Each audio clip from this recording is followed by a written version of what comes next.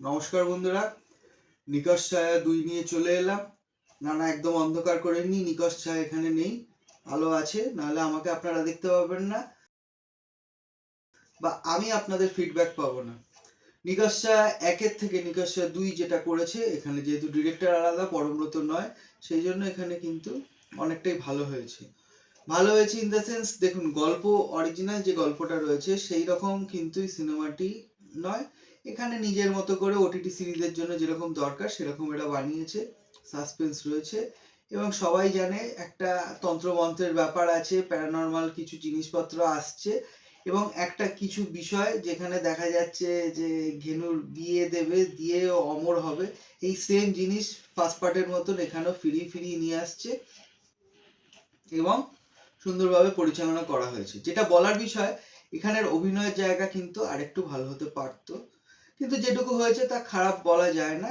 তবু বলতে গেলে কাঞ্চনের যে চরিত্র বা চরিত্র অভিনয়ের মধ্যে দিয়ে যে যে একটা প্রকাশ করতে চেয়েছে নিজেকে, সেই জায়গাটা কিন্তু খুব সুন্দর করে ফুটিয়ে তুলেছে। কাঞ্চনের অভিনয় এমনিই ভালো। সেক্ষেত্রে বলা যায় চিরঞ্জিত একটু ম্রিয়মাণ হয়ে যাচ্ছে। আসলে নীরেন ভাদুড়ির যে চরিত্রটা বা যেভাবে লেখক চিত্রিত করেছিল, এখানে তো সেটা অনেক পাল্টে দেয়া হয়েছে। চিরঞ্জিতকে নিয়ে চলে এসে একটা অন্যরকম বিষয় ঘটানোর চেষ্টা হয়েছে। আমার ব্যক্তিগতভাবে মানায় না, এই চরিত্রের জন্য মানাচ্ছে না। যাই হোক, সেটা এখন যারা পরিচালক বা ওটিটি প্ল্যাটফর্মের মালিক তারা বুঝতে পারবেন বা বলতে পারবেন ভালো করে। যেটা বলার বিষয়, গল্পটা আপনারা দেখতে পারেন, সময় আপনাদের ভালোই কাটবে। হ্যাঁ, যদি প্যারানর্মাল না ভালোবাসেন তাহলে দেখলে মনে হবে এসব বুজরুকি জিনিস কেন এখনো 2026 সালে দেখানো হচ্ছে।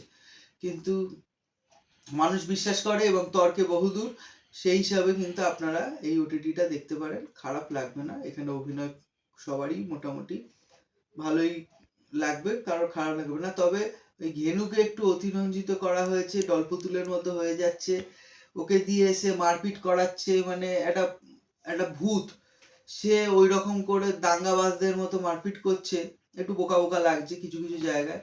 যদি আসল গল্প এরকম ছিল না, এটা হয়তো পাবলিক এরকম চাইছে তার জন্য করেছে। পরবর্তী ক্ষেত্রে হয়তো হইচই আর একটুখানি এসব জিনিস নিয়ে ভাববে। আসলে হইচইয়ের গল্পের ভিতরে একটা ফ্লস দেখাই যায়, তারা যে গল্পগুলো বানায় প্রচুর ভুল থাকে। মানে আপনি যদি একটু ঠান্ডা মাথায় ভাবেন, দেখবেন এর ভেতরে এটা ভুল সেটা ভুল, এটা কেন করা হলো, এটা না করলেই ভালো হতো, এই জায়গাটা একটুখানি বেশি মানে ফেনিয়ে দিল, এরকম বিষয় থাকে। তো সেসব দিক থেকে দেখতে গেলে এই সিরিজটা সেদিক থেকে ভালো, মানে অন্তত নিকশ 1-এর যে জায়গাগুলো দেখিয়েছিল তার থেকে অনেকগুলো ভালো জায়গা এসছে। কারণ পরমব্রত নেই, পরমব্রতর যে ডিরেকশনে একটুখানি ঝুলিয়েই দেয় বলতে গেলে সোজা কথা, সেই ঝোলানোর জায়গাটা এখানে কম আছে, যার জন্য সায়ন্তন বাবুর এই ডিরেকশন খুব একটা খারাপ লাগবে না।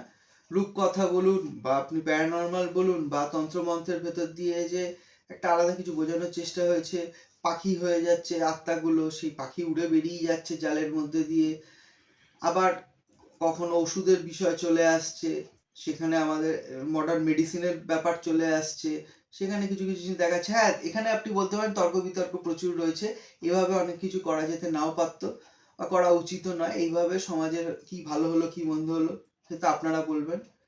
তো দেখতে থাকুন, আমাদের চ্যানেলটাকে ফলো করতে থাকুন, আমরা আবার ফিরে আসবো নতুন কোনো বিষয়ের পর্যালোচনা নিয়ে। নমস্কার।